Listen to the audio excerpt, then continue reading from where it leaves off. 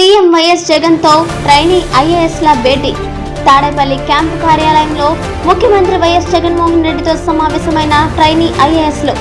గవర్నర్ను మర్యాదపూర్వకంగా కలిసిన ట్రైనీ ఐఏఎస్లు. కేటాయించిన శాఖల్లో అవగాహన పెంచుకుని అనుభవం సాధించండి. యువ ఐఏఎస్లకు ముఖ్యమంత్రి వైఎస్ జగన్ సూచన. కేటాయించిన శాఖల్లో అవగాహన పెంచుకోవడం ద్వారా అనుభవం సంపాదించాలని ట్రైనీ ఐఏఎస్లకు ముఖ్యమంత్రి వైఎస్ జగన్మోహన్ రెడ్డి సూచించారు. ప్రతి వ్యవస్థలో లోపాలు కనిపిస్తుంటాయని వాటిని ఎప్పటికప్పుడు సరిచేసుకుంటూ ముందడుగు వేసి వాటిని దృఢంగా తీర్చిదిద్దాల్సిన అవసరం ఉంటుందని సీఎం చెప్పారు. ప్రభుత్వంలో అనుభవజ్ఞులైన అధికారులు ఉన్నారని వారి మార్గనిర్దేశాన్ని తీసుకోవాలని ట్రైనీ ఐఏఎస్లకు సూచించారు. సోమవారం క్యాంపు కార్యాలయంలో సీఎం జగన్తో ట్రైనీ ఐఏఎస్ అధికారులు సమావేశమయ్యారు. ముస్సోరిలో రెండో విడత శిక్షణ కోవిడ్ కారణంగా 2 నెలల పాటు వాయిదా పడింది.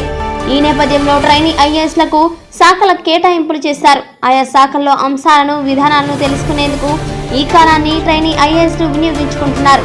ఆ శాఖలపై ప్రజెంటేషన్లు తయారు చేసిన ట్రైనీ ఐఏఎస్లు ఎంపిక చేసిన వాటిపై సీఎంకు చూపించారు. ప్రజెంటేషన్లు ఇచ్చిన ట్రైనీ ఐఏఎస్లు కేటన్ కార్, విదేకరేజ్ ప్రతిష్టలను సీఎం అభినందించారు. వారిని శాలువాలతో సత్కరించారు.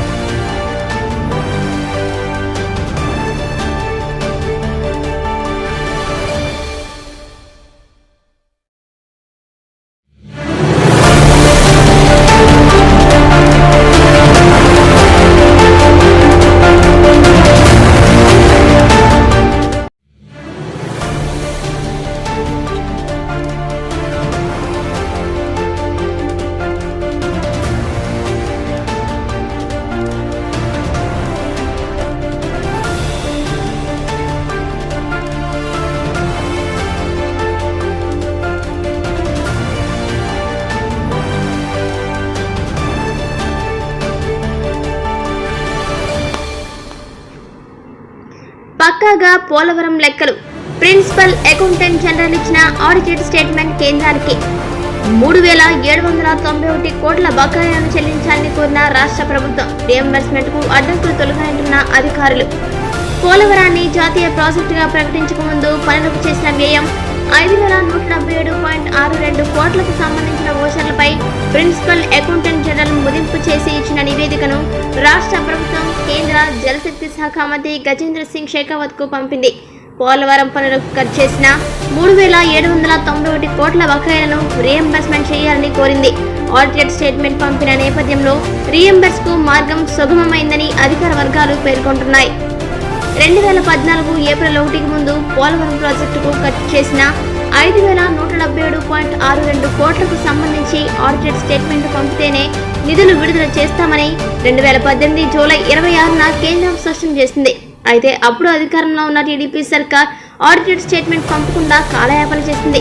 2019 నవంబర్ 26న అదే విషయాన్ని మరోమారు గుర్తు చేస్తూ కేంద్ర ఆర్థిక శాఖ రాష్ట్ర ప్రభుత్వానికి లేఖ రాసింది. ఆడిటెడ్ స్టేట్మెంట్ పంపుతామని రాష్ట్ర ప్రభుత్వం హామీ ఇవ్వడంతో జనవరి 9న 1850 కోట్లను కేంద్ర జలశక్తి శాఖ పోలవరానికి విడుదల చేసింది.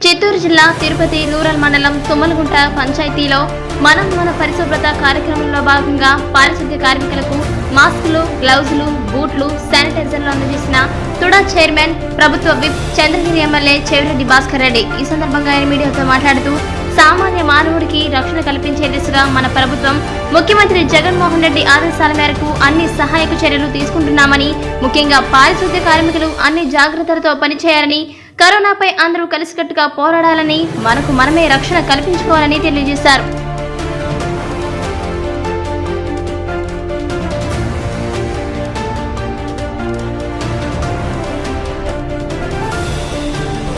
ఈరోజు ఎవరైతే గ్రీన్ అంబాసిడర్స్ ఉన్నారో వాళ్ళందరూ కూడా ఆరోగ్యం బాగుండాలని, ఆరోగ్య పరిరక్షణకు సంబంధించినటువంటి కిట్లన్నింటిని కూడా ప్రీతమ నాయకుడు జగనన్న ముఖ్యమంత్రిగా అందిస్తున్నటువంటి కార్యక్రమాన్ని చంద్రగిరి నియోజకవర్గంలో ప్రారంభించాం.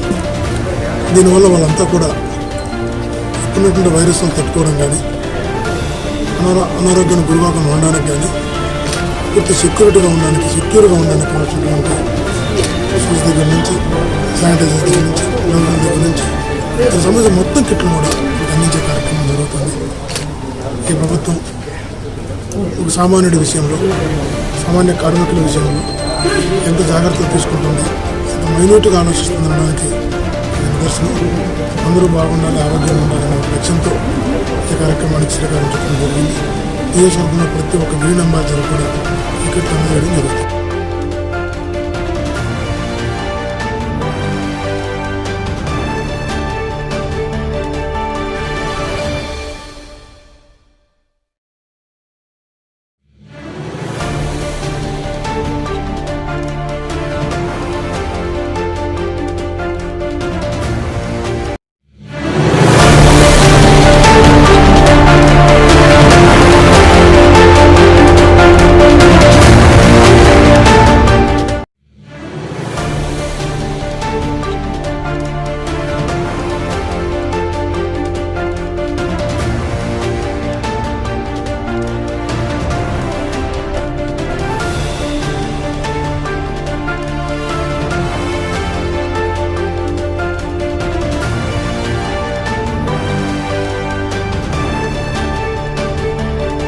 రాయల చెరువు వరినాటు మునక చిత్తూరు జిల్లా రామచంద్రపురం మండలం రాయల చెరువు పరిసర ప్రాంతాల్లో గత వారం రోజులుగా కురుస్తున్న వర్షాలకు వరినాటు మునిగిపోయింది.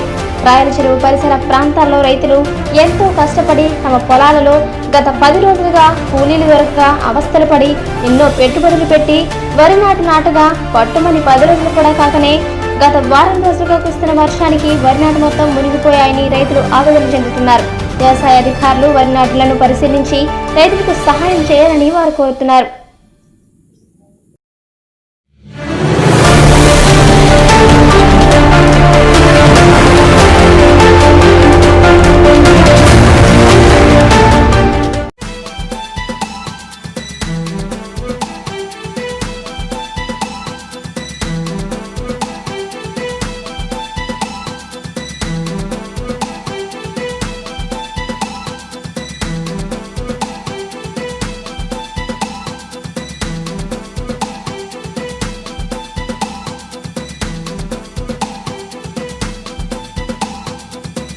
విశాఖలో విషాదం, మరో gas leak. LG polymers gas leakage ఘటన మరొక ముందే విశాఖపట్నంలో మరో విషాదం చోటు చేసుకుంది. పరవాడ ఫార్మాసిటీలోని సాయినార్ కెమికల్స్ లో రియాక్టర్ నుంచి విషవాయువు లీక్ అవడంతో 2 మృతి చెందగా మరో 4 అస్వస్థతకు గురయ్యారు. మృతులను షిఫ్ట్ ఇన్ఛార్జ్ నరేంద్ర, గౌరీ శంకర్లుగా గుర్తించారు. ఒకరి పరిస్థితి ఆందోళనకరంగా ఉంది. అస్వస్థతకు గురైన LV Chandrasekhar, P Anand Babu, D Janakiram, M సూర్యనారాయణలను గాజువాకలోని ఆర్కే ఆసుపత్రికి తరలించి చికిత్స అందిస్తున్నారు. Collector Vinay Chand, police commissioner RK Meena సంఘటన స్థలానికి చేరుకుని సహాయక చర్యలు పర్యవేక్షిస్తున్నారు. హైడ్రోజన్ సల్ఫైడ్ అధిక మోతాదుల రియాక్టర్ వద్ద రావడంతో ప్రమాదం జరిగినట్టు అధికారులు ప్రాథమికంగా భావిస్తున్నారు. ప్రమాద ఘటనపై జిల్లా కలెక్టర్ వినయ్ చంద్ 4 అధికారులతో కమిటీని నియమించారు. పరవాడ ఫార్మాసిటీ ప్రమాద ఘటనపై కలెక్టర్తో రాజ్యసభ సభ్యులు విజయసాయిరెడ్డి మాట్లాడారు. ప్రమాద వివరాలను అడిగి తెలుసుకున్నారు. అస్వస్థతకు గురైన వారికి మెరుగైన వైద్యం అందించాలని సూచించారు.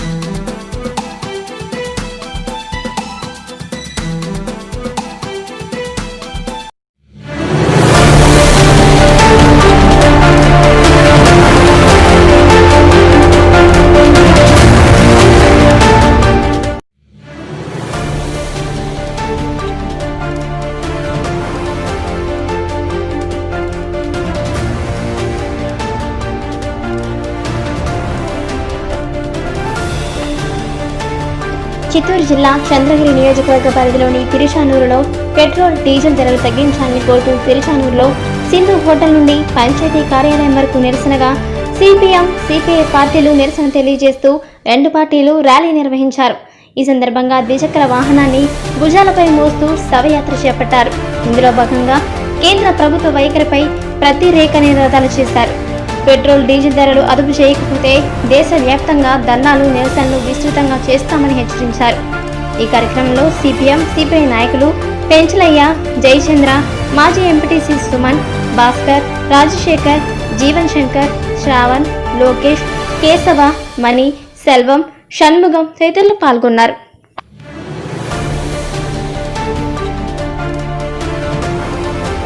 అదే మాదిరిగానే ఇప్పుడు కూడా మోసవుతున్నటువంటి పరిస్థితి కనిపిస్తా ఉంది. ఓవైపు పాకిస్తాన్ లో 33 రూపాయలు పెట్రోల్ ధర ఉంది, కానీ ఆంధ్రప్రదేశ్ లో దాదాపు 78 రూపాయలకి ఈరోజు పెరిగిపోయింది. అదేవిధంగా డీజిల్ ధర 80 రూపాయలకి ఈరోజు 80 రూపాయల 37 పైసలకి ఈరోజు డీజిల్ ధర పెరిగిపోయింది. ఎప్పుడు సామాన్యమైనటువంటి ప్రజానికం చాలా తీవ్రమైనటువంటి ఇబ్బందులు గురవుతున్నారు.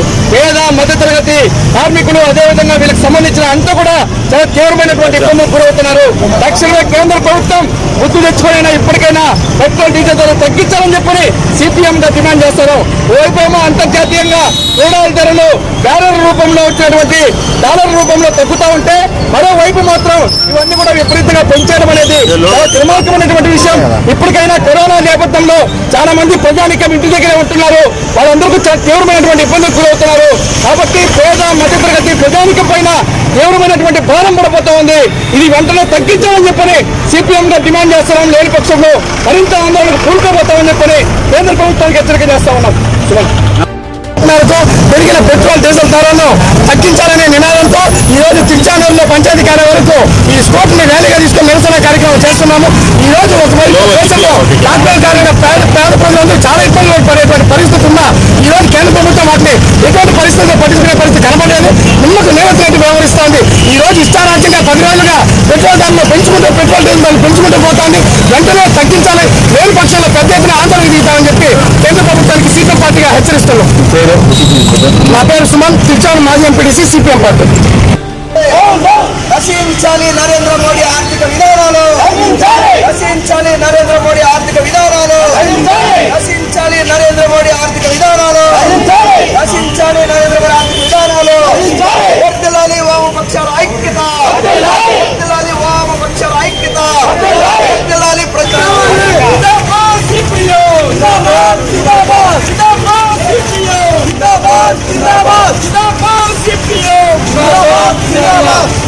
తగ్గించాలి పెంచిన పెట్రోల్.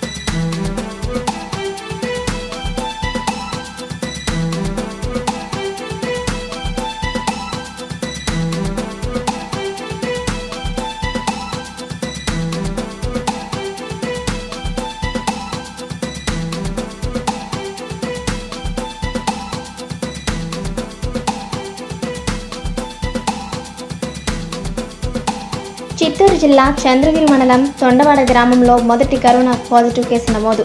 చంద్రగిరికి సమీపంలోని తొండవాడ గ్రామంలో మొదటి కరోనా కేసు నమోదైనట్టు అధికారులు ధృవీకరించారు. తాతకి అనారోగ్యం కారణం వల్ల సిమ్స్ హాస్పిటల్కి వైద్య పరీక్ష నిమిత్తం తీసుకురావడంతో వైద్యులు తాతకు కరోనా పాజిటివ్ వచ్చినట్టు ధృవీకరించారు. తాతతో కూడా వచ్చిన ఇద్దరికి వైద్య పరీక్ష నిర్వహించి క్వారంటైన్లో ఉండమని వైద్యులు తెలిపారు. తొండవాడలో తమ బంధువుల ఇంటి వద్దకు ఈ నెల 23వ తేదీన వచ్చారు. నిన్నటి రోజున బంధువుల పెళ్లి రోజు సందర్భంగా ఇంటి వద్ద పాయసం చేసి అందరికీ పంచినట్టు సమాచారం. పాయసం తిన్న వారిలో భయాందోళనలు నెలకొన్నాయి. కరోనా కేసులు ఎక్కువ కావడంతో రిపోర్టులు ఆలస్యమయ్యాయి. ఈ రోజు కరోనా పాజిటివ్ వచ్చినట్టు అధికారులకు తెలియడంతో హుటాహుటిన సంఘటనా స్థలానికి చేరుకున్న ఏఎన్ఎంలు, ఆశా వర్కర్లు, పంచాయతీ సిబ్బంది, అధికారులు వివరాలను తెలుసుకుని శానిటేషన్ చేశారు. 108 వాహనం ద్వారా ఐసోలేషన్ వార్డుకు తరలించనున్నారు. బంధువులకు, చుట్టుపక్కల వారికి వైద్య పరీక్షలు నిర్వహించనున్నారు.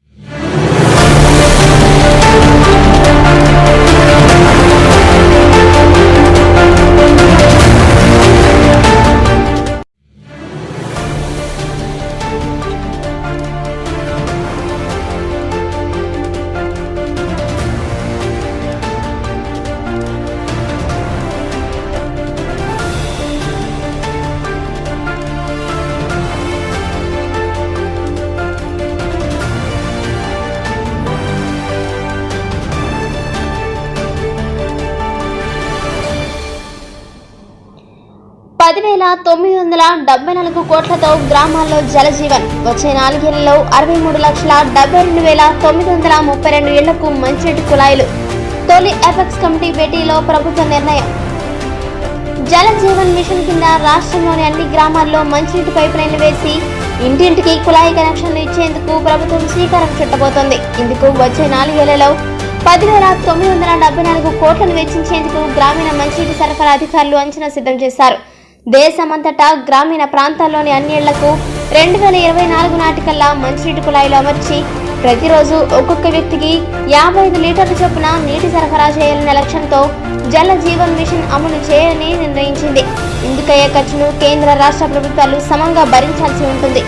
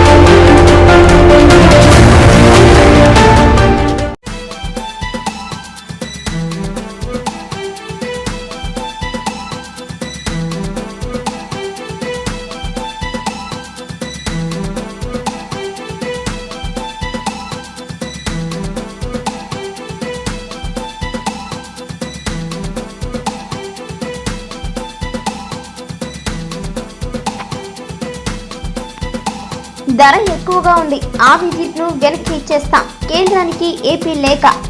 సోలార్ విద్యుత్తో పోలిస్తే బండిల్డ్ విద్యుత్ ధర ఎక్కువగా ఉండడంతో 675 మెగావాట్ల థర్మల్ విద్యుత్తును సరెండర్ చేస్తామని కేంద్రానికి ఆంధ్రప్రదేశ్ స్పష్టం చేసింది. ఈ మేరకు మే 14న లేఖ రాసిన ఏపీ ట్రాన్స్కో రాష్ట్ర డిస్కంలపై పెరుగుతున్న ఆర్థిక భారం దృష్ట్యా అనుమతించాలని కేంద్ర విద్యుత్ శాఖ కార్యదర్శిని కోరింది. JNNSM పథకం కింద NTPC నుంచి రాష్ట్రానికి 1300 మెగావాట్ల సోలార్ విద్యుత్తు, 675 మెగావాట్ల థర్మల్ విద్యుత్తు కొనుగోలుకు ఒప్పందం కుదిరింది. 3 ఏళ్లుగా సౌర విద్యుత్ కంటే బండిల్ పవర్ ధర అధికంగా ఉంటుంది. 2019-2020లో థర్మల్ విద్యుత్ ధర సగటున యూనిట్కు 5.30 అవుతోంది. అయితే బండిల్ విద్యుత్ కొనుగోలుకు సగటున యూనిట్కు 4.85 అవుతుంది. సౌర విద్యుత్ ధర యూనిట్కు 4.63 ఉంది.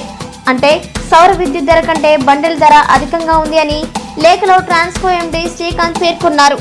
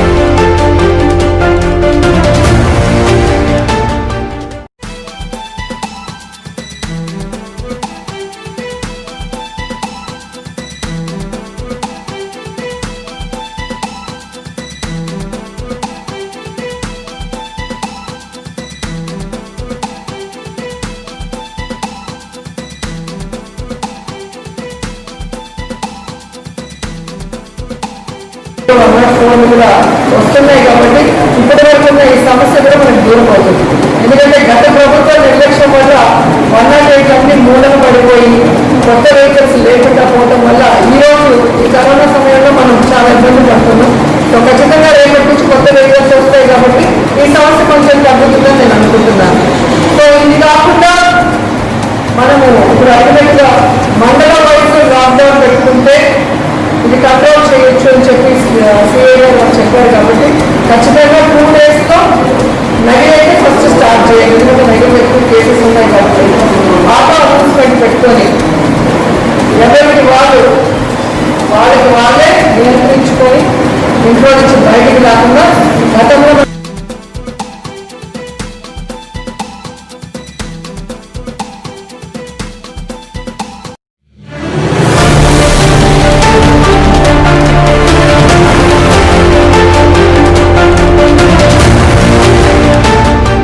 గూగుల్ పే ఇవ్వండి అని నంబర్ తీసుకొని వారికి ఇప్పుడే అని చెప్పి వారు ఎవరికో ఒక ఫ్రెండ్కి ఫోన్ చేసి ఇమీడియట్గా ఒక మెసేజ్ పంపుతారు. సో ఇది వినూతనమైనటువంటి ప్రక్రియ. సార్ ఎన్ని లక్షల వరకు అట్లా మోసాలు చేసింటారు సార్? ఎన్ని లక్షల వరకు? అది యాప్ అది.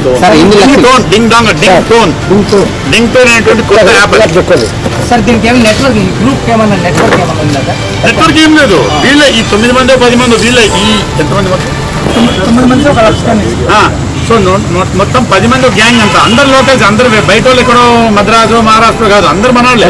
సార్ ఈ 10 మంది ఎన్ని లక్షల వరకు అట్లా మోసాలు? లక్షల కోట్లు ఏమండి ఏమండి ఇదే సమస్య సంబంధించి ఎవరైతే కంప్లైంట్ చేశారో వాళ్ళు ఇంతకుముందే మనకు 2 months బ్యాక్ ఇక్కడ మన ఇన్ఫార్మ్ చేశారు.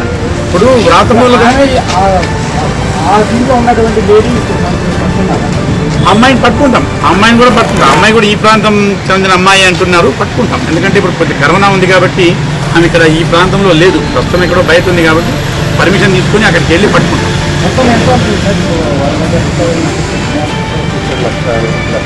దాదాపు ఒక్కొక్కరు 1 లక్ష 1.5 లక్ష చొప్పున ఆల్మోస్ట్ చేశారు.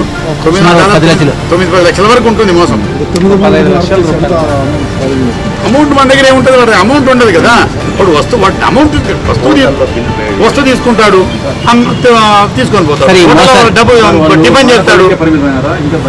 విచారిస్తున్నాం, అది విచారిస్తున్నాం. మదనపల్లి ఒకటైనా ఇంకెక్కడైనా ఉందని వాళ్ళపైన సార్ అంతర్రాష్ట్రాలకు సంబంధించిన వాళ్ళు కూడా ఉన్నారనేది తెలిసింది సార్. సార్ ఈ ముఠాలో అంతర్రాష్ట్రాలలో ఉన్నారన్నారు సార్. అంతర్రాష్ట్ర వాళ్ళు కూడా ముఠాలో సభ్యులుగా ఉన్నారనేది తెలిసింది. అంతర్రాష్ట్ర ముఠా అంటే అదే తెలంగాణ సార్. ఇక్కడి వాళ్ళేనండి అంతర్రాష్ట్ర ముఠా. ఇంకా అందరూ మదనపల్లి చుట్టుపక్కల ప్రాంతాల వాళ్ళే. అందరూ ఏమైనా పెద్ద ఇదే అంటే ఎవరు పూర్తి వాళ్ళ తల్లిదండ్రులు కష్టార్జితంతో వాళ్ళని చదివిస్తే వాళ్ళ యొక్క చదువును దుర్వినియోగం చేస్తున్నారు, వాళ్ళ యొక్క నాలెడ్జ్ని దుర్వినియోగం చేస్తున్నారు. ఇప్పటికైతే 2 కేసులు వచ్చాయండి. ఆ 2 కేసులు ఇన్వెస్టిగేట్ చేశాం. అది 6 మంది బాధితులు ట్రేస్ అయ్యారు. స్టేట్మెంట్స్ తీసుకున్నాం.